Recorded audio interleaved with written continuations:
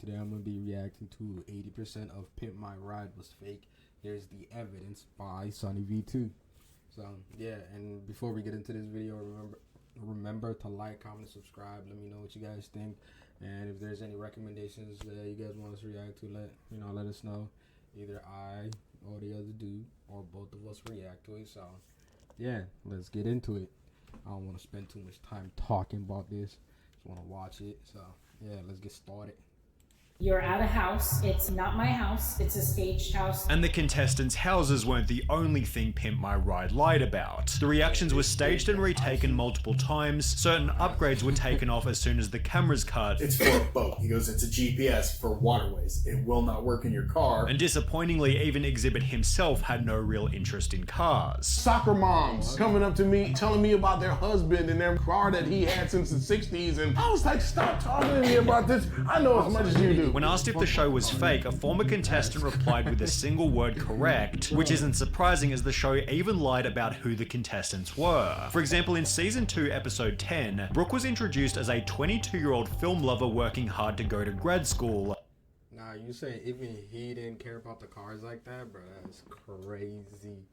That is absolutely insane. Which had been fabricated by the producers as she was actually a 25-year-old cocktail waitress planning to move back to New York. The reason for this, as explained by Jake from season 3, was because Pimp My Ride only picked people in their early 20s. There was a strict age limit of 22 years old. Confirming that the show was lying about contestants' details before filming had even started. In the first 30 seconds of each episode, Exhibit emphasizes that each contestant doesn't know they're about to get picked. He has no idea. I'm about to pimp his ride. Yet this was strange as the contestant always answered the door, always had a microphone on them, and even had their windows blacked out as if they didn't want cameras seeing inside. Well, it turns out Brooke, the supposed 22-year-old film lover, had been pre-selected by a friend to appear on the show, and as a result she'd state, when Exhibit showed up at my house to tell me I'd been chosen, not a surprise. What was a surprise was when the producers made me react and then react again to Exhibit showing up, finally coercing me into doing a cartwheel, and she wasn't the only contestant who'd had this experience. And they coach you on how to say it and what to say and everything like that. The show didn't have an actual script, but they did steer the dialogue in a direction that they wanted. If I said something they liked, they would have me repeat it over and over on camera. This had been commented by Seth, who appeared in season 5, who was also well aware that Exhibit was coming to his house, stating, "They told me I was in the running for my own episode, but it was between me and 2 other people. When I was sitting in the house waiting for a knock at the door, they said that it was either going to be Exhibit or a producer telling me I didn't win. Thinking back on it, that was all bullshit, but it did make the surprise genuine, which was the same experience as Erin from season 4, episode 2. She was one of 3 contestants. One of them would be chosen. Someone came and knocked at the door. If it was Exhibit, they won. Each contestant was at least somewhat aware that they'd be getting a knock on the door because, well, the homes they were in were actually owned by Pimp My Ride. A Huffington Post article clarified, these houses were oftentimes not the contestants' homes. Instead, each dwelling had been rented by MTV. For example, when Jake from season 3 was asked, did the film crew show up and stage the whole surprise as part of the episode, he'd respond by stating it wasn't my house. It was a place owned by one of the crew members. Similarly, Seth from season 5 stated, the house was rented from Craigslist because I lived in an apartment, and they need a house with a big open driveway for filming, which is certainly reasonable, although sometimes the house was part of the person's story. In season 2, for example, Eric's car had supposedly been beat up in the rough streets of Compton. In Compton, ain't no street lights in Compton. However, judging from a quick look at Google Maps, it seems the episode was filmed in a much nicer neighborhood. So if Eric's story was inconsistent and Brooke's story from earlier was downright fabricated, then who else's stories were exaggerated for the sake of the show? Well, it seems pretty much all of them. In season 3, Jake's Buick had been bought from his grandma who smoked, and as a result the show threw an extra few dozen cigarette butts in the car to make her just look like a totally disgusting person. On top of this, the show interviewed Jake's girlfriend toward the start of the episode, yet MTV apparently questioned me having a girlfriend and suggested I dump her because it was better for my desperate dude with a shit car image. A producer later responded by stating, why would we want a kid to break up with his girlfriend? How would that have helped the show? So while Jake's claim about his girlfriend was somewhat questionable, the cigarette story was confirmed by Seth, who had a similar experience. I know I'm fat, but they went the extra mile to make me look extra fat by telling the world that I kept candy all over my seat and floor just in case I got got hungry. However, it seems the fakest story was Justin's in season 6. His front bumper had supposedly fallen off in a car crash. Here is the result of a 3-car pileup right here.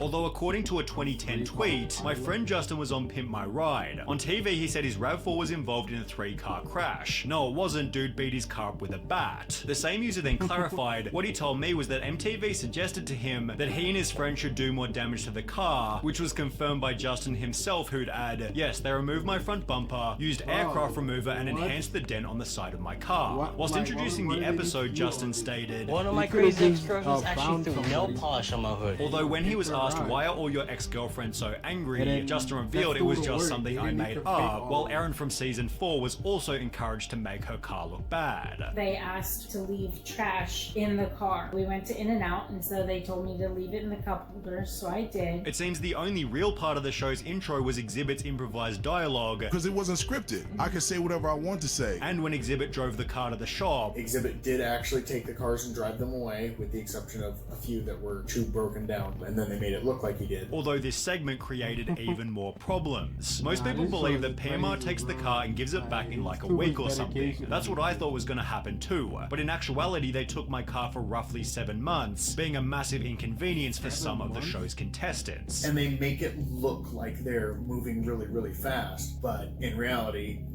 they weren't. When asked for the 5 months they had your car, did they supply you with a replacement car, Justin from season 6 replied, no, they gave me $2,000 to rent a car. But I was 19 at the time. I rented a car for a month and it cost me $1,000, forcing Justin to find his own transport for the remaining 4 months. Seth from season 5 had a similar experience, being forced to go to a really small shady company off the freeway by LAX because they were the only ones willing to rent to me because of my age. It sucked having that rental car because they wouldn't take payments over the phone, so once a month I had to drive all the way from West Covina to LAX just for them to swipe my card. Although the rental situation was better for other contestants. They had my car for about 6 months, and that time I had the rental car for 6 months as well. With Jake from season 3 adding, they gave me a really nice Mitsubishi Lancer to drive for the time they had the Buick. In the meantime, the crew began to plan how the rides were going to be pimped, although according to a former production staffer, this was also somewhat staged.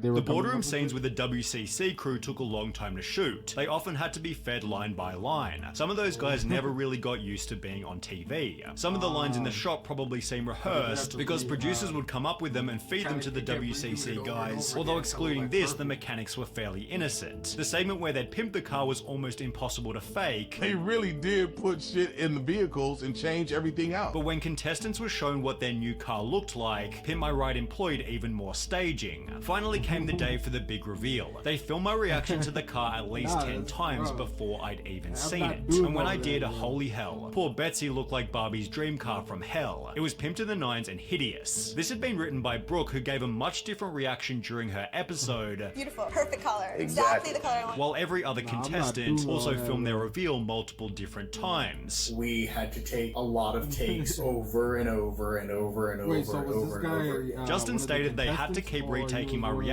Seth stated I even had to do the reveal of the car like 3 times. However, Jake's reaction anecdote was the strangest of them all. His first real reaction to the car was just quiet amazement where he said this is good. They immediately yelled redo and then things got a bit weirder. I remember this very clearly. Big Dane, very big dude, he like puts his arm around my shoulder, kinda walks me around the shop for like 10 minutes and he's like, listen, we put a lot of work into this. We expect you to be a little more enthusiastic, although it would have been hard to conjure enthusiasm for a car that barely worked, as Jake would later write. The problem with the show is they don't fix any of the mechanical issues, and my car was a piece of shit. What they did was make my piece of shit sound exceptionally awesome, which is great, just not great enough to drive on roads. The HuffPost article expanded on this by stating, the car needed a muffler, and so a fake exhaust pipe was installed to make it seem as if that's what the car was supposed to sound like, even though it was just a lack of a muffler, while Exhibit brought up a much more dangerous incident. There was an instance where one of the cars wasn't fixed correctly, and long story short, this kid was driving this vehicle that was supposed to be like damn near brand new, and the steering wheel came off when he was driving it. It's therefore no surprise that the production staffer said, I can say that the cars often weren't fully ready when we shot the reveal. Some had to stay in the shop another week or so to get finished before the kids got them back, especially if they had mechanical issues, and it was Seth and his candy bars who seemed to fit this category. Pimp My Ride doubled down on his supposedly crappy diet by installing a cotton candy machine in the boot of the car, which which didn't even work as the cotton candy machine didn't have a protective hood that fit. So if I tried turning it on, it would get candy strands everywhere. Very messy, so I never used it again after the shoot. Seth also never used the LED lights installed in the seats as they would get really hot if left on, while he also had to remove the gull-wing doors because the pistons used to lift them kept them from putting seatbelts in the back, which was highly dangerous. To add a cherry on top of the cake, he had to fork out a further $1,700 for a brand new engine, then adding, "After that I drove it for a month before someone hit me and totaled it." However, the end to Justin's RAV4 was even more brutal. After 5 years of taking his pimped out ride to car shows, Justin's RAV4 caught on fire whilst driving as a result of faulty wires. It was later confirmed that this had nothing to do with the show, and at least Justin's car was the same one he first sent in, as when Tavrish uploaded a video titled "I bought an abandoned Pimp My Ride minivan," he'd make a shocking discovery. The show originally introduced the minivan as a 1998 Plymouth Grand Voyager. However, Tavrish discovered the car was now a 1999 Dodge Caravan, showing that after they wrecked the original minivan, the show sneakily pimped a completely different car. As a result, Exhibit has been the brunt of most of the show's backlash. I was the face of the show, you know what I'm saying? So people associate me with what happened to the car. Which feels pretty unfair given every contestant has said he's an awesome guy. In fact, Exhibit only did Pimp My Ride for the following reason. I actually did Pimp My Ride because I thought they was gonna play my music videos. However, it instead seemed to have the opposite effect. The show was taking away my credibility of what I'd already done. It was taking so much time. I wasn't able to tour. I wasn't able to record albums. Oh, damn, I definitely didn't know. I was there filming. Which is even more depressing given he was barely paid for it. But at that particular time, you wasn't really happy with the pay though. Nah.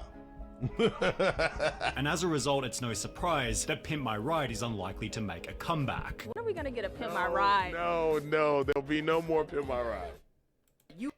Nah, bro, keep that shit in the grave, bro. That never needs to come back, my guy. Like, that, it doesn't ever need to come back. Keep that shit in the grave, bro. Keep it in the grave. It never needs to come back, nor should it ever come back, bro.